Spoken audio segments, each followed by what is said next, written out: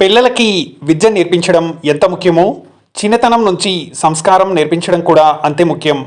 పెద్దల పట్ల గౌరవ భావన, దేశం పట్ల ప్రేమ, దైవం పట్ల భక్తి నేర్పించాల్సిన బాధ్యత తల్లిదండ్రులకు, ఉపాధ్యాయులకు తప్పనిసరిగా ఉంది. రేపటి రోజున సమాజం బాగుండాలంటే పిల్లల్లో ఇప్పటి నుండే విలువలు కలిగిన సేవాభావం, అర్థం చేసుకునే గుణం, మంచి వారితో స్నేహభావం వంటి గుణాలు తప్పకుండా ఉండాలి. క్రమశిక్షణ లేని విద్య శూన్యం. ఇప్పుడు మొక్కై వంగనిది రేపు మానై వంగదు. ఎలాంటి పిల్లలైనా మార్పు కోసం ఇలా ప్రయత్నించవచ్చు. మొదటగా ప్రేమగా చెప్పడం లేదా బుజ్జగించడం, ఆపై కాస్త గట్టిగా మందలించడం. ఇవేవీ పనిచేయనప్పుడు చివరిగా 2 దెబ్బలు వేయడం.